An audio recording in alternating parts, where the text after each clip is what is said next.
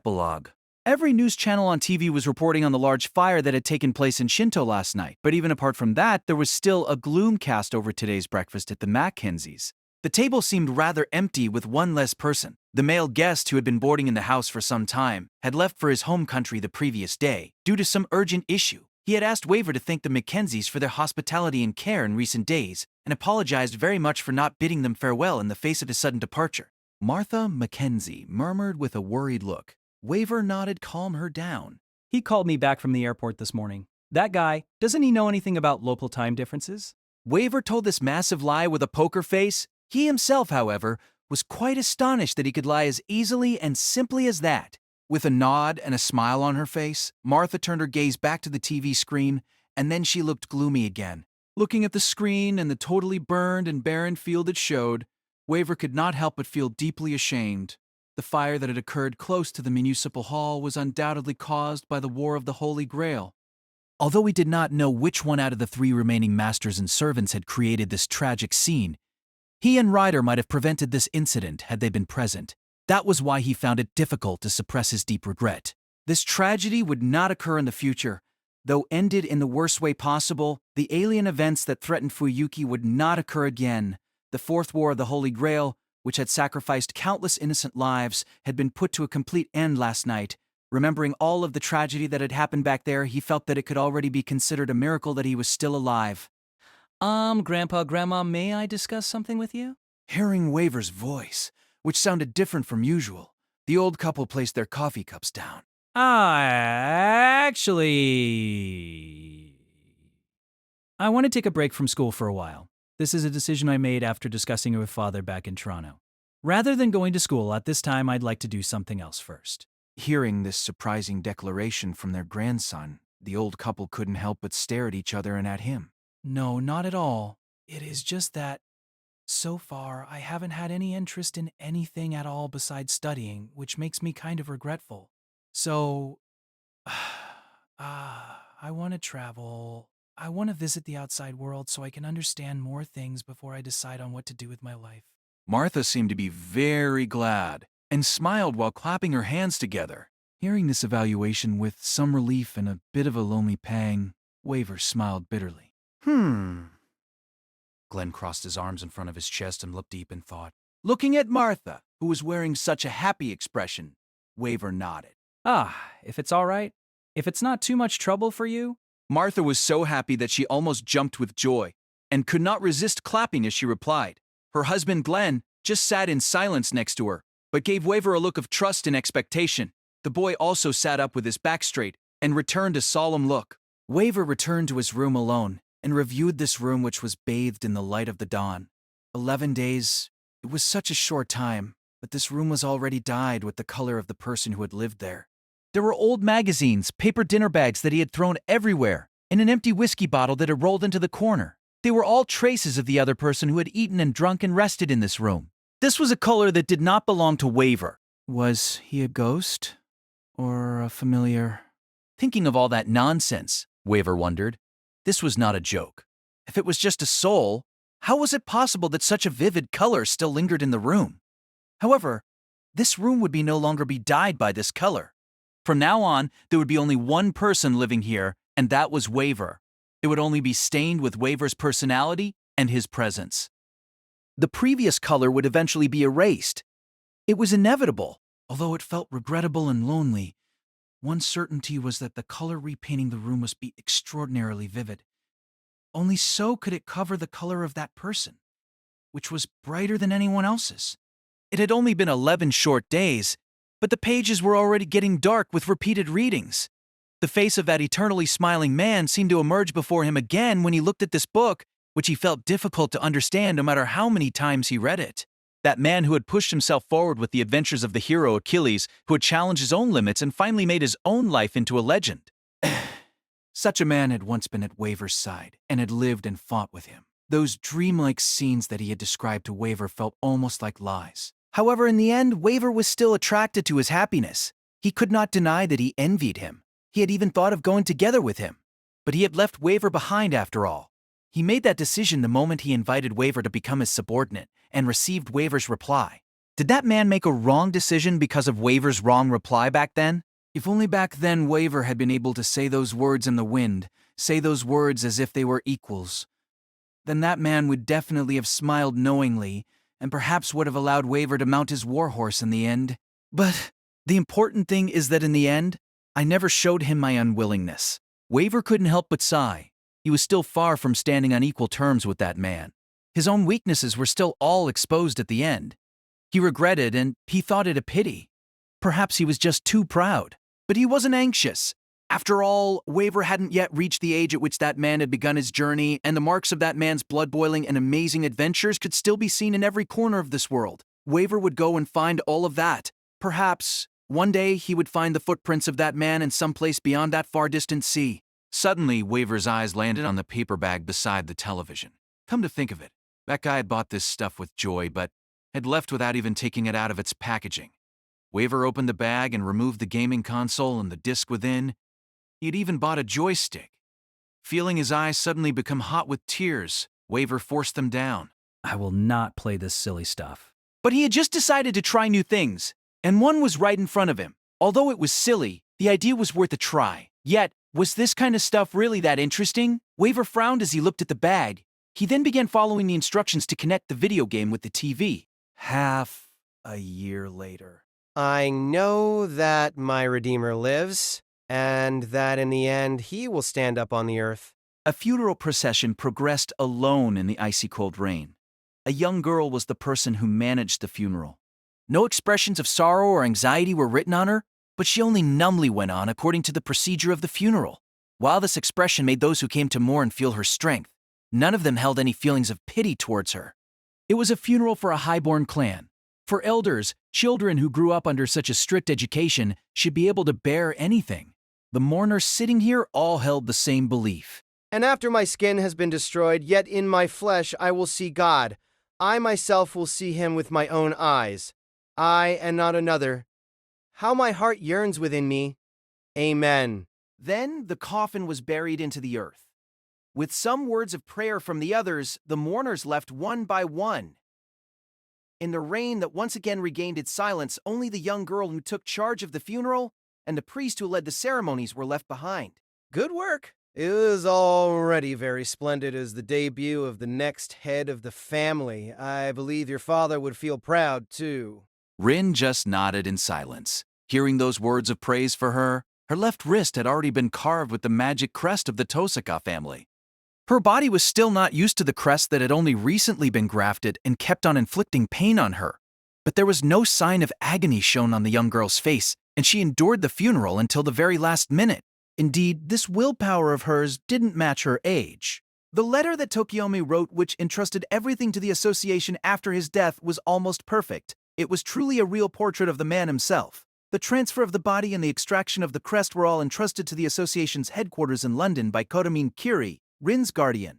The crest was handed to Tokiomi's friends to be guarded securely to ensure that it would be impeccably transplanted onto Rin's body in the future. Transplanting a crest into someone will cause a great burden to the body. Therefore, it was best to transplant it to the family successor before his or her secondary sexual characteristics have developed completely. However, when the previous head suddenly passes away, many unthought of difficulties often would occur. But Tokiomi had overcome this and made impeccable preparations. He had passed the essence of magecraft that the Tosaka house had complied over the generations all onto Rin without omitting a single thing. However, due to the numerous procedures involved with the transport of the body and the removal of the crest, over 6 months passed before Tokiomi's body was returned home. As a result, people who attended the funeral procession today were only the few who knew the truth of his death, completely unrelated to the prestige and achievements the family had achieved in its homeland. A lonely funeral like this is probably a sin one must bear as a magus. Kairei looked around the cemetery, which suddenly became desolate, and turned around to meet the taxi that had waited at the back. It's about time to let Mother come out, right? It's about time. Tosaka Aoi, who was supposed to organize the funeral as the widow, was unable to appear in front of the guests due to her health condition that required her to stay in bed. Although reluctant to let her come into contact with outsiders, Rin still wanted her mother to meet her father one last time before the coffin was to be buried beneath the earth. Rin had been waiting for her mother's arrival since before the other mourners arrived. She walked towards the car, helped her mother onto the wheelchair, and pushed it towards Tokiomi's grave. In the wheelchair, although the widow still looked very young and beautiful, there wasn't any expression engraved on her face, only a hazy, dreamy stare that looked into the void. Mom, here. Say a final goodbye to Father. Hearing Rin's urging sound, Aoi's dreamy eyes finally slowly gathered on one spot on the ground. Her eyes slowly swept around the gravestone surrounding her and opened her eyes wide as if having finally realized something. Yes, because Father passed away. Aoi, who was sitting on a wheelchair, sank into a brief panic. Then, she suddenly bent down like a marionette with its strings broken. Moreover, when she finally lifted her head up again, she showed a gentle smile towards the empty air before her and stretched out her fingers in front of her. Aoi prattled on and on to the husband that only she could see. Meanwhile, Rin simply stayed by her mother's side and guarded her in silence. Tasaka Aoi, who had received brain damage as a result of oxygen deprivation, was unable to communicate properly with Kairi and Rin anymore. Undoubtedly for Rin, Aoi had been an innocent victim swept up into the fourth heavens field just like her father. However, for Aoi, who was no longer able to correctly comprehend reality, perhaps this was happier for her. Her heart had remained at that time when Sakura was still in the house and Tokiomi was still alive. She wandered in the spacious Tasaka mansion, conversed and laughed with the husband and younger daughter in her memories, and lived on forever in the beautiful dream of a happy family. Only Rin was left behind in the real world by herself. She took care of such a mother, but could only look at her silently and was unable to move a single step into that happy picture. She hid the sadness that no one else could feel, bore the heavy burden of being the head of a magecraft clan upon her young body, and endured the pain of the crest. It was truly a far too cruel fate for a young girl who was only a primary school student. Kodamine Kere, however, thought that it was an incomparably good strike of luck that he was made the guardian of such a tragic girl. He could only feel joy through the other's pain and suffering. To Kairi, who had known his twisted true colors a long time ago, Rin's current predicaments were undoubtedly the best environment to make her grow into a sentimental girl. Since Kairi would be able to appraise everything from the closest distance, it was undoubtedly an enjoyment comparable to tasting the most outstanding wine. However, what angered him was the fact that he had never received such rewards. Though she was burdened with this tragic fate, the young girl didn't shed a single tear. Not even a weak word was ever said by her. Even now, before her pitiful mother who could not comprehend her father's passing, Rin still kept a calm look. She forcibly suppressed her sorrow and grief inside her heart and waited for her mother to calm down. This would have been a situation where other children of her age, who were spoiled to death by their parents, would never have been able to endure. Rin had already acknowledged and accepted her fate, and was courageous enough to boldly face it. Such rare pride and self-control were the greatest virtues possessed by the young girl named Tasaka Rin. But it was the thing that angered Kairi the most. After having had her full of bitterness and pain, this jewel named Rin began to take on shape from the unshaped raw ore. He had originally thought that seeing the shameful behavior of her beloved mother would wound her soul, but he did not expect her to accept her mother's weakness of becoming enthralled in dreams with a merciful and accommodating heart. This young girl was advancing step by step towards the heretic road named Magecraft. Perhaps one day she would become just like her father, and discard all the twisted evil of a magus and form a most righteous and balanced personality. Of course, that would be the most boring development for Kairi. He had originally expected very much to see just what kind of a twisted flower would bloom out of Tokiomi's daughter. Keeping all of the secrets in his heart, Kairi placed his hand on Rin's shoulders as if encouraging her. I will stay in Japan for some time. Is there anything else you're worried about for the future? Nothing much.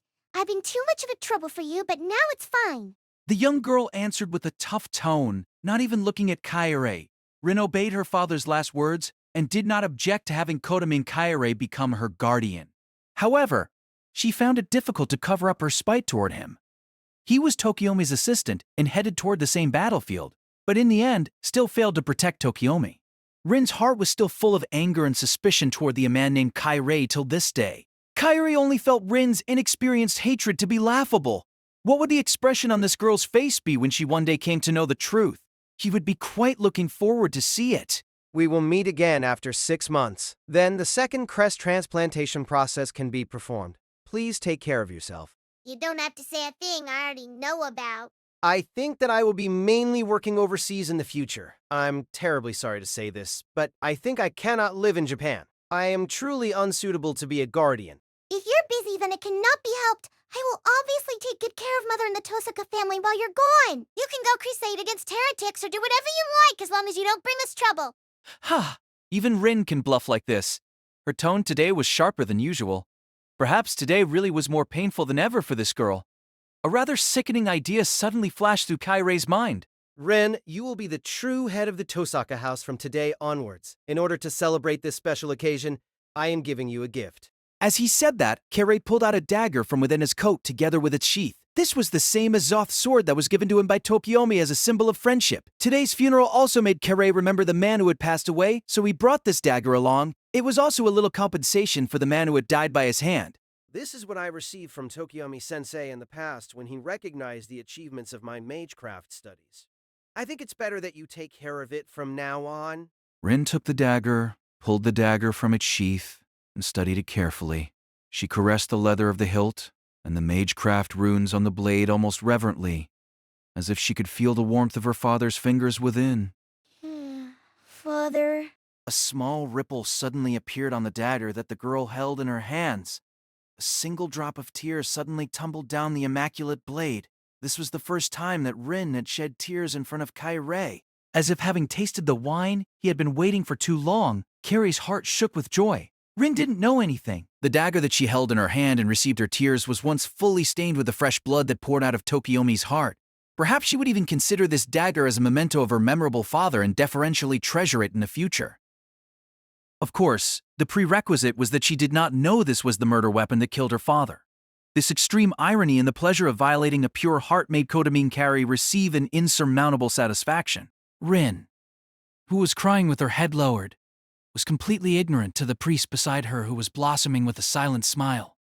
She only held on tightly to the dagger of fate in her hands. 5 years later. It was a night with a beautiful moon.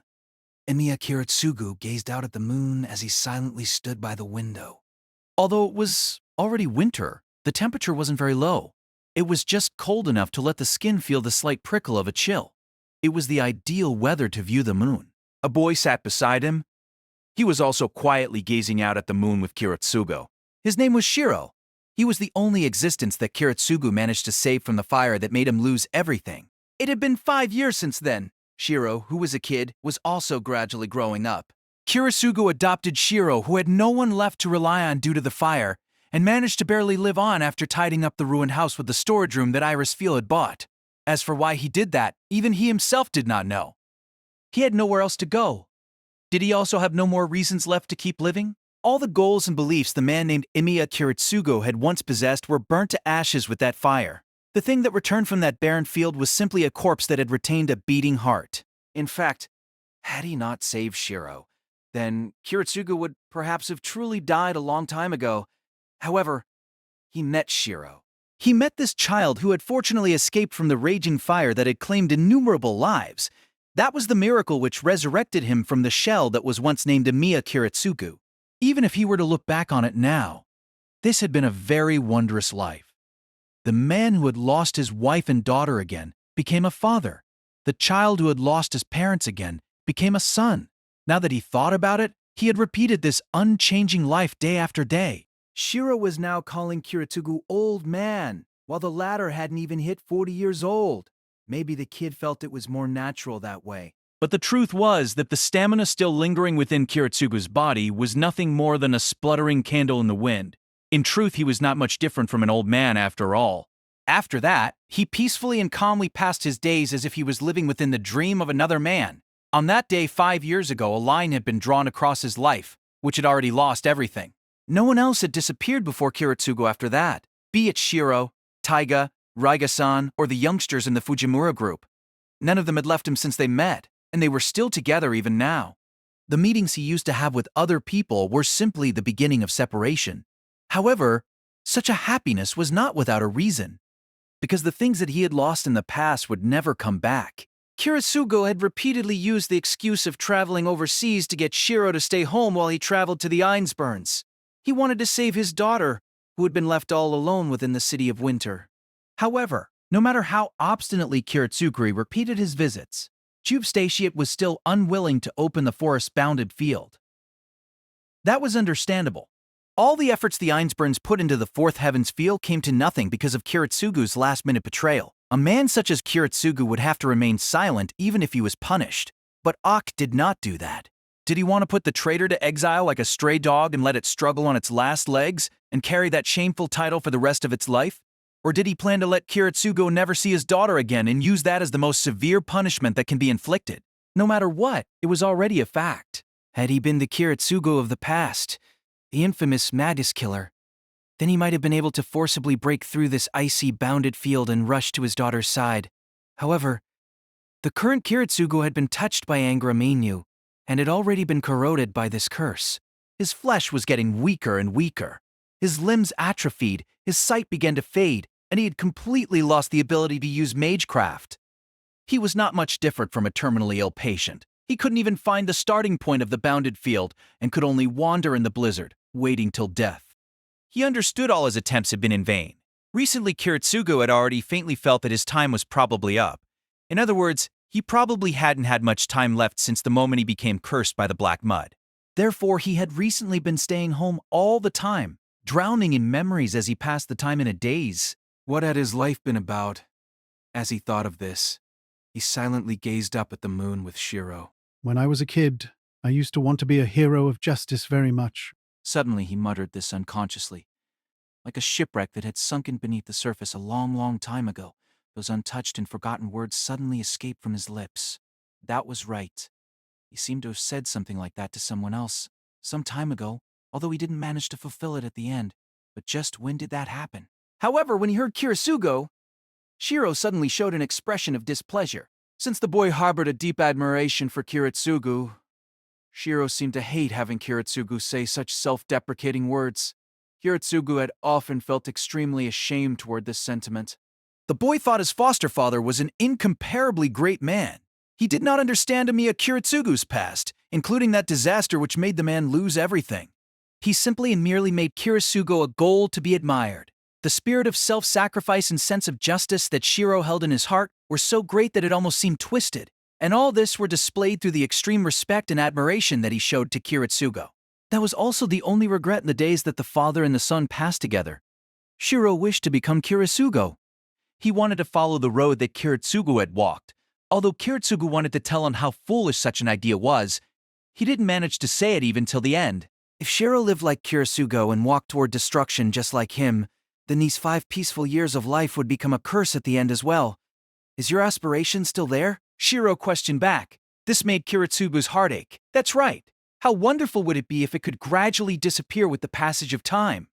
Kiritsugu pretended to gaze out towards the distant moon and hid the sorrowful memories with a bitter smile. It is rather regrettable. Heroes have a time limit too, and it's hard to fulfill once you become an adult. It would have been better if I realized that earlier.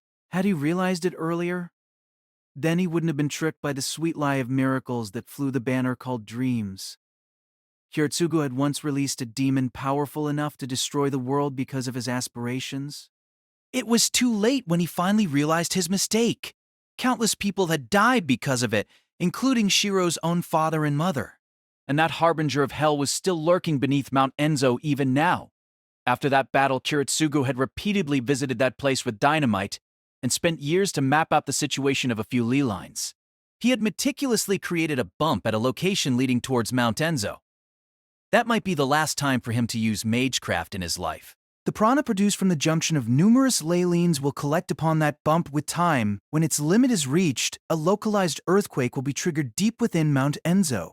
It would take a minimum of 30 years and a maximum of about 40 years for the bump to break. If all his calculations were correct, then the cavern within Mount Enzo would collapse and seal away the Greater Grail forever.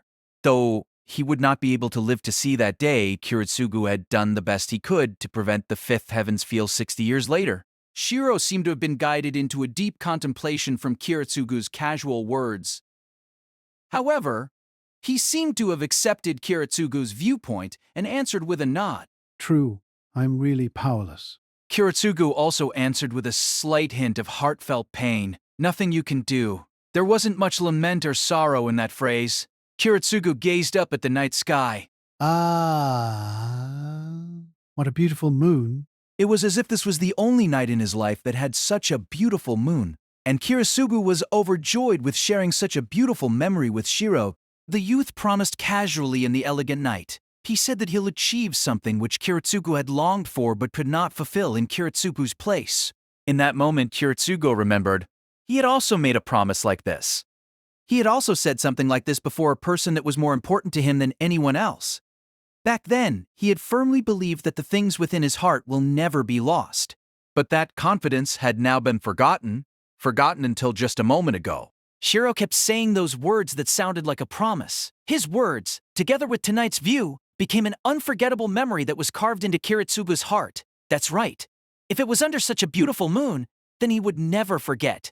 Emiya Shiro's very first thought, in this precious and innocent prayer, will definitely become the most beautiful memory, and be forever retained in his heart.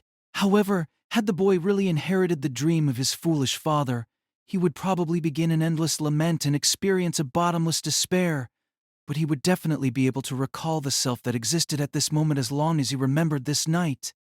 He would remember this heart his young self had, this heart which was fearless, unknown to sorrow, and full of aspirations. That would also be the salvation that Kiritsugu, who had lost himself without knowing and had been ground down by time, little by little, had hoped for. Yes. Then I'll be at peace now.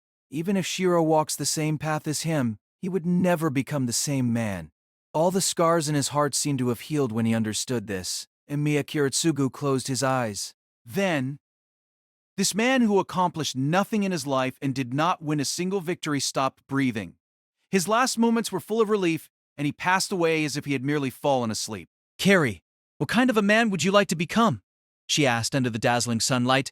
He would never forget her smile and her gentleness. This world is so beautiful. How he wished that time would forever be stopped in this beautiful moment. As he thought this, he spoke his promise without knowing. I'll never forget what I felt today. I want to be a hero of justice.